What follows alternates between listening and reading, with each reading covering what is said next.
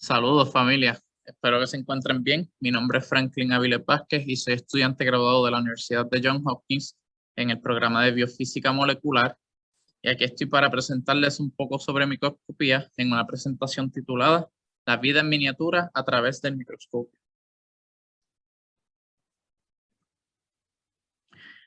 Antes de iniciar en nuestra aventura con el microscopio, quería hacerles una pregunta para entonces ver si la podemos contestar al final.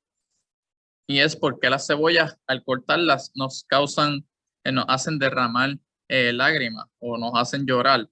Este, y esto es algo que probablemente todos o hemos tenido la experiencia de pasar por esto, o al menos lo hemos escuchado. Pero entonces, ¿qué es lo que nos causa esto, no? Pues detrás de la cebolla y detrás de las lágrimas hay un proceso bioquímico en la cebolla, porque las cebollas tienen mucha acumulación de diferentes tipos de azufre, sulfóxidos y ácidos sulfúricos, que tanto les da el sabor que tienen, pero también funcionan como mecanismo de defensa contra animales y microbios que se las quieran comer, ¿no? Entonces, esto cuando se corta, eh, ¿verdad? Que se presenta aquí, emite un factor lacrimógeno que es el que nos causa la irritación en los ojos cuando picamos la cebolla. Pero entonces, ¿qué parte de la cebolla es la que libera estos químicos? O sea, no importa cómo la cortemos, de qué lado la cortemos, le picamos la partecita de arriba primero, o la picamos, ¿verdad? Siguiendo la lineecita, va a liberar este factor lacrimógeno que nos va a causar la irritación. Así que estamos aquí con el inspector Clouseau, que está esperando por nosotros, y el profesor Utonio para así eh, evaluar o verificar qué parte de la cebolla es la que libera estos químicos. Y esto lo podemos descifrar con microscopía. Pero entonces, ¿qué es un microscopio para comenzar? Pues, de acuerdo a la Real Academia Española, es un instrumento que permite ver objetos demasiado pequeños para ser percibidos a simple vista. Es decir, queremos ver algo que es muy pequeño o a una resolución que nos permita ver a detalle de las cosas, pero no podemos hacerlo con nuestros propios ojos. Así que necesitamos algún instrumento que nos permita visualizar esto.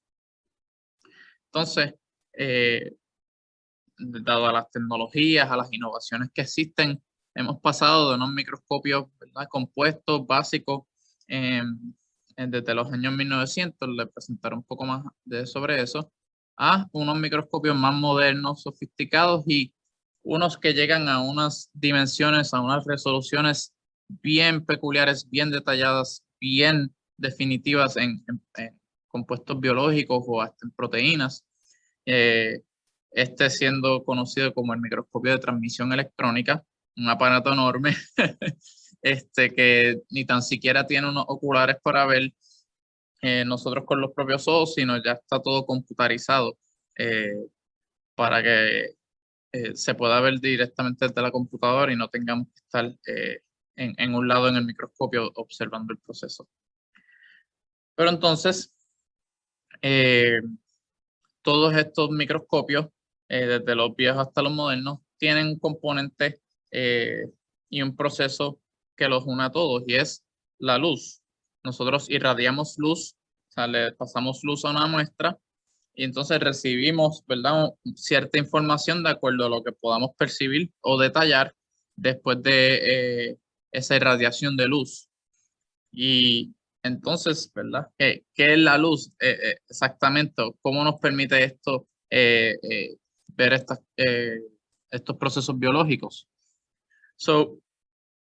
La luz es un tipo de radiación electromagnética que es medida por la longitud de onda. Así que para visualizarlo microscópicamente son ondas que están fluyendo de unas longitudes o unas extensiones, ¿verdad? De cierto tamaño hasta que están comprimidas y las hacen ser más intensas. Pues hay unos que son las de radio, que son las ondas de radio, que son las que literalmente se usan para los radios de los autos, las de microondas, que son este, el- literalmente también las que usamos en los microondas. Tenemos infrarrojo, la luz visible, que eso es un rango específico de estas longitudes de ondas que nosotros podemos percibir, mientras que las de infrarrojo, microondas y radio no podemos verlas. Y también están las ultravioletas, rayos X y rayos gamma. Esto de izquierda a derecha son en menos longitudes de onda y eso las hace ser más intensas. Y cuando son más intensas, podemos ver más a fondo, a detalle, hasta las partículas, hasta el núcleo de cualquier objeto que tengamos. Y por eso es que en el rayo gamma, aquí, a ver si podemos utilizar esto, nos menciona que podemos ver el núcleo atómico y en rayos X vemos los átomos, que el rayos X a cierta intensidad también se utiliza para ver a fondo en nuestros huesos, etcétera, en el ambiente clínico, ultravioleta y la visible. Entonces, pues la microscopía que nosotros utilizamos para ver los objetos suele estar en la etapa de visible, pero también hay microscopios que expanden a los otros rangos de intensidades y tipos de radiación. Entonces, las partes básicas del microscopio del que conocemos está el ocular, que es donde nosotros ponemos nuestros ojitos para poder visualizar el objeto. Tenemos el tubo, que es el que enlaza el ocular con la parte donde está el objetivo y el revólver. El revólver es el que hace el switch o el cambio de los objetivos. Cada objetivo tiene una magnificación y hoy pronto lo vamos a definir. Entonces, todo esto está aguantado por el brazo y por la base, que son el sostén de todo el instrumento. Y entonces, aquí en la platina es donde va la muestra. Y tenemos un foco, que es donde vamos a irradiar la luz. Y esa luz va a ser enfocada con el condensador y vamos a poder manejar la intensidad con algo que se llama el diafragma. Así que vamos a imaginarnos que tenemos una bombilla en el foco. Entonces la bombilla pues alumbra para todas las direcciones. Pero entonces nosotros queremos enfocarla en nuestro objeto que iría aquí encima en la platina. Queremos enfocarla en nuestro objeto. Así que el condensador coge la luz que puede capturar y la enfoca hacia el objeto. Y la intensidad de esa luz podemos manejarla con el diafragma. Entonces tenemos los tornillos macro y micrométricos que nos permiten enfocar el objeto y también moverlo en posición vertical. Esas son las partes básicas.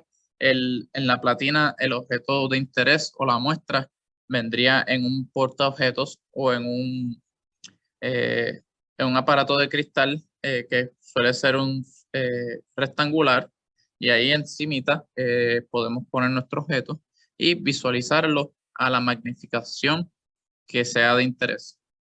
Y para ir a fondo un poco de lo que es magnificación, es cuánto aumentamos el tamaño de la imagen. Es decir, por ejemplo, tenemos el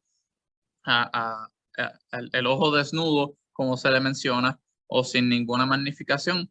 Vamos a ver en este caso, por ejemplo, este paraíso. Pero entonces, cuando hacemos magnificación, en este caso 2x es 2 veces lo que aumentamos el tamaño de lo que teníamos originalmente. Y ya aquí empezamos a ver un poco de más definición, que es una casa, y en 4x, y mientras más aumentamos, más, el zoom más acercado vamos a estar en este caso, a la casa de nuestro vecino aquí. Y en el ámbito microscópico, por ejemplo, en esta demostración del ácaro, podemos llegar hasta 400 veces el aumento del tamaño de la imagen original.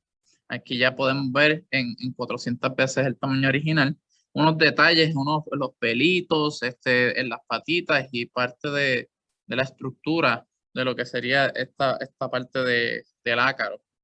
Y esto nos permite, ¿verdad? ir a más detalle, poder visualizar estructuras específicas, detalles específicos del objeto de interés. Pero entonces, cada vez que hacemos una magnificación o un zoom, esto trae un problema y es la resolución, que es la claridad de la imagen o cuán bien podemos discernir entre dos puntos que estén irradiando luz o emitiendo luz. Y, ¿verdad? Tenemos, por ejemplo, aquí tenemos estos dos puntos que podemos ver con claridad, podemos diferenciarlos y eso significa que tenemos una alta resolución. Pero si tuviéramos una baja resolución, pues entonces lo veríamos borroso. Y esto nos pasa desde en el microscopio, en el ámbito microscópico, hasta con un mismo teléfono, que queremos darle zoom a algo que está un poco lejos y empieza a verse borroso. Y es porque tenemos una falta de resolución. Y aquí tenemos otro ejemplo comparando la magnificación y la resolución con nuestro amigo Pancho. Eh, y a mano derecha tenemos la magnificación a un aumento en específico, pero vemos aquí que tenemos una resolución baja. Y esto es un problema si lo traspasamos a un ambiente microscópico, que queremos visualizar alguna parte de una célula o del mismo ácaro. Si empezamos a ver un poco de borroso, pues no podemos visualizar los detalles y poder contestar alguna pregunta específica, algún proceso biológico en algo con tanta magnificación. Pero aquí tenemos a Pancho otra vez con la misma magnificación, pero con mayor resolución. Y ya podemos ver en su naricita que podemos ver los detallitos de la nariz. Y esto es un ejemplo con Pancho, pero en el ambiente microscópico siempre es una batalla, y por eso se han creado unos microscopios más sofisticados, con más resolución y que podamos para poder ver objetos o muestras celulares con mayores detalles. Entonces, pues, como les mencioné, hay innovaciones que nos permiten ver a alta resolución, nos permiten llegar a unos aumentos de magnificación más allá, y necesitamos, en algún momento de la historia necesitábamos construir o ensamblar un microscopio para resolver ese problema. Y aquí les quería presentar un poco del contexto histórico de hace algunos 420 años, desde hace algunos 420 años, que se descubrió, se creó el primer microscopio y parece un tubo de acero. Lo hizo los colegas Janssen y Lippershey en el 1598. Parece un tubo de acero, pero dentro tiene unos lentes que permiten ver el objeto en el otro lado a una mayor magnificación. Y esto lo podemos comparar más fácilmente con un microscopio, que es en esencia un tubo con muchos lentes arreglados, ¿verdad? Organizados de tal manera en que te permiten ver hasta la luna. Pues en este caso es un poco al revés y nos permiten ver un poco más eh, a detalle, más a fondo, con mayor magnificación. Entonces, luego en los 1600, 1660, el doctor Robert Hooke hizo un microscopio en el cual en esencia es el mismo tubo con cierta magnificación, pero entonces incluyó una lámpara de aceite para entonces empezar a iluminar el objeto o la muestra. Porque él decía, bueno, pero si le ponemos un poco de luz amarilla, blanca, quizás podemos ver más detalles del objeto de interés. Y pues eso fue una innovación algunos 60 años después. Y después pasaron muchas innovaciones de científicos como Carl Zeiss, que hoy día hay una compañía que se llama Zeiss a su nombre, y la compañía Nikon, que todavía existe, que hacen las cámaras bien sofisticadas y también tienen una área de microscopía eh, avanzada. Y la compañía Nikon hizo el primer microscopio compuesto, el primer microscopio básico, cerca de los 1900, que todavía esta estructura o este concepto de microscopía se usa hoy día.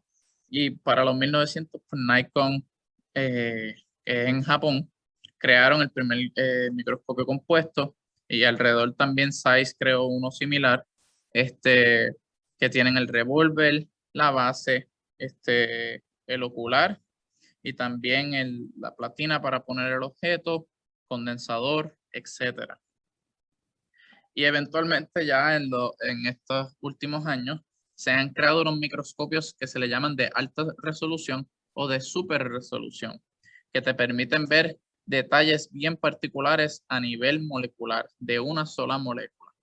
Y esto, como decimos en Puerto Rico, los muñequitos cambian un poco en el sentido de que primero la luz que se utiliza no son lámparas como solemos utilizar en microscopios compuestos.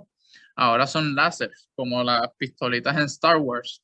Se usan láseres de diferentes longitudes de onda que van a unirse y van a llegar a la muestra, que aquí le hacen una magnificación.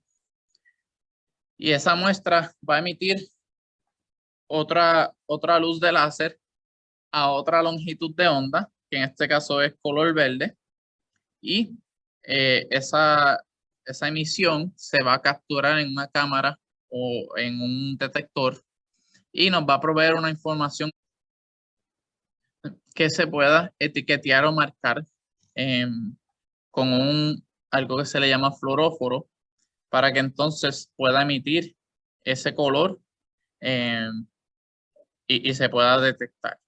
Esto no vamos a ir en muchos detalles, solamente quería presentarles una de las novedades que hay hoy día en microscopía, que yo por lo menos vine a aprender luego de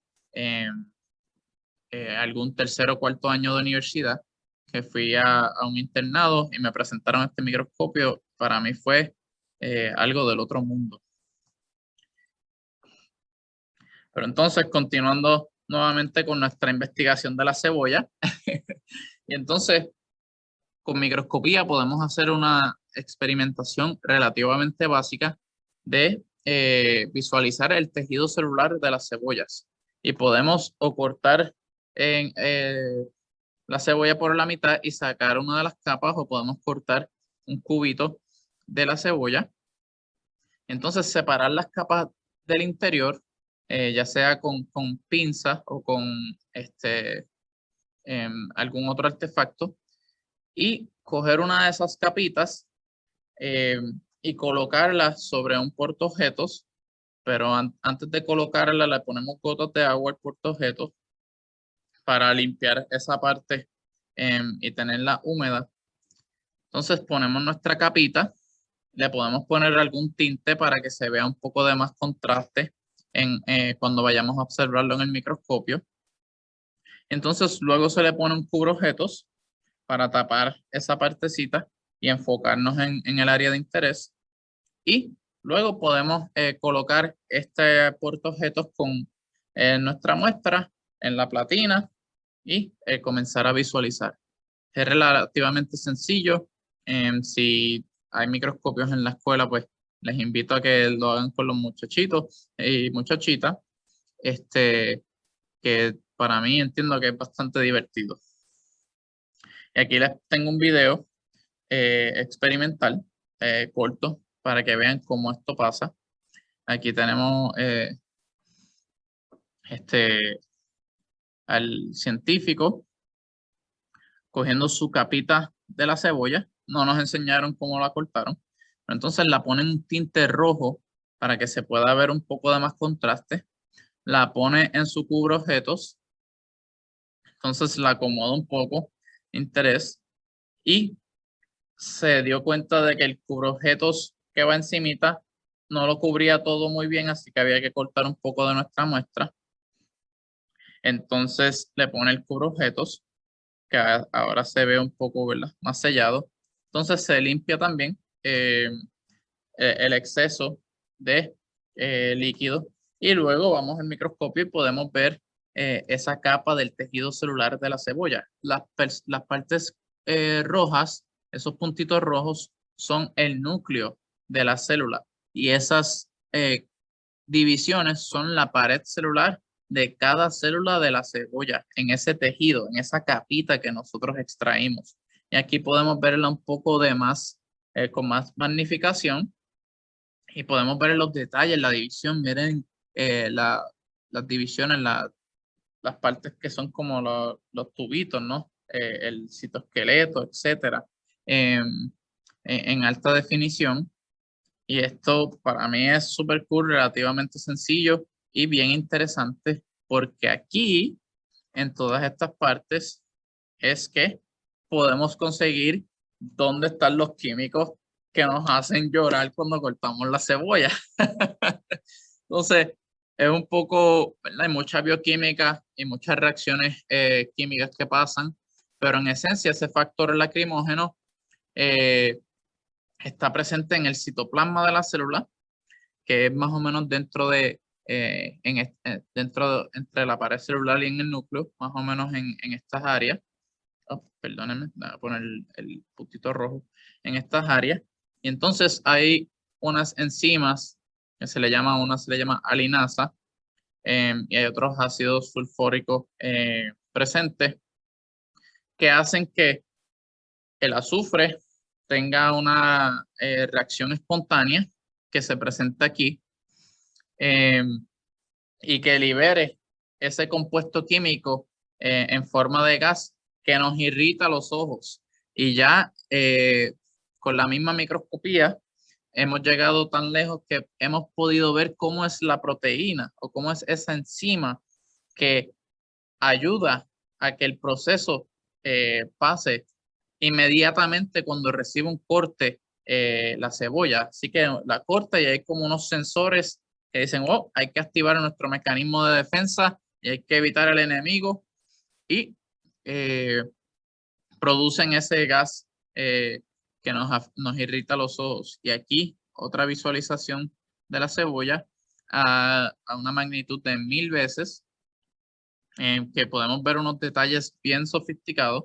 Aquí hay otro ejemplo nuevamente de lo que ya hemos visto. Y aquí encontramos ese compuesto que se le llama, que se le llama sulfóxido de tiopropanal, ¿verdad? Eso es bien de química. Si hay algunos químicos aquí, pues puede ser que estén contentos, pero ese es el compuesto general que libera este factor lacrimógeno. Así que, déjame ver, ay, perdónenme. Ok.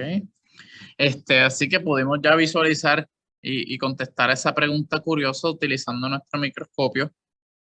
Y quería presentarles también otro aparato novedoso de microscopía hecho en papel que se le llama el Foldscope.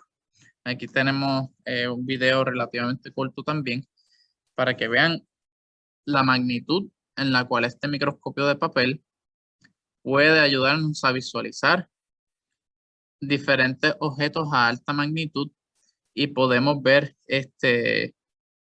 ya pronto veremos lo sencillo que es ese aparato que inventaron unos ingenieros en Stanford, en California. Aquí podemos ver diferentes insectos y plantas, y es este papel. Ellos enseñan un poco, ¿verdad? Avanzado, pero luego yo voy a compartir un video en, en el repositorio que vamos a tener, que es más detallado, más extenso, de cómo hacer este microscopio. Y también voy a compartir enlaces para que puedan ver la compañía. Hay algunos que son de hasta $1 y se pueden hacer unas compras a gran escala para que salgan a ese precio o quizás menos. Y aquí están viendo de un insecto las piernas. Aquí vemos una larvita. Ellos se pusieron bien curiosos con los insectos porque tienen unos detalles bien sofisticados, y querían enseñar que, mira, sí, podemos tener esta magnificación y con una resolución efectiva. Aquí presentan otros de un crustáceo. También la circulación, podemos ver los líquidos pasando. Es un aparato novedoso, increíble y barato. Y esto para mí es algo sumamente importante, que podamos diseñar instrumentos que sean accesibles para toda la comunidad. Aquí vemos un pétalo de una flor. Vemos jabón, el gran jabón de nosotros, que tienen unas estructuras bien organizadas. Y también muchísimas cosas podemos hacer. Y es un microscopio de papel, se puede llevar a muchos lugares, a donde uno quiera, se puede llevar al río y buscar en la tierrita, etcétera, en cositas para ver. Y este es el ingeniero Manu Prakash, él es el ingeniero principal. Y también, pues, para finalizar, hay otros avances más allá en la microscopía moderna, con instrumentos como el que les presenté, bien sofisticados. Aquí podemos ver que usan una proteína que tiene un color verde cuando tú le irradias con láser. Entonces se llama GFP, proteína verde fluorescente en español. Y podemos ver las capitas que les había enseñado en la cebolla. Estos son diferentes tipos de cebolla. Podemos ver cómo se alinean y cómo se organizan en diferentes tipos de cebolla. Y esto que tenemos a mano derecha es un poquitito fuera del tema, pero esto es una célula que hay unos instrumentos ya tan sofisticados que podemos ver hasta los pelitos de la célula. Las células de nosotros tienen unos pelitos que se llaman filopodia, y ya se ha llegado a una magnificación y una resolución tan alta que podemos ver a detalle estas definiciones de los pelitos de las células. Es algo sumamente increíble y se los quería presentar porque cuando yo por primera vez lo vi, sentía que estaba un poco tarde. Y nada, esta es la presentación que les tenía. Yo espero que les guste. En conclusión, pues podemos decir que, ¿verdad?, los microscopios nos permiten estudiar la vida microscópica de las células y de algunos otros objetos.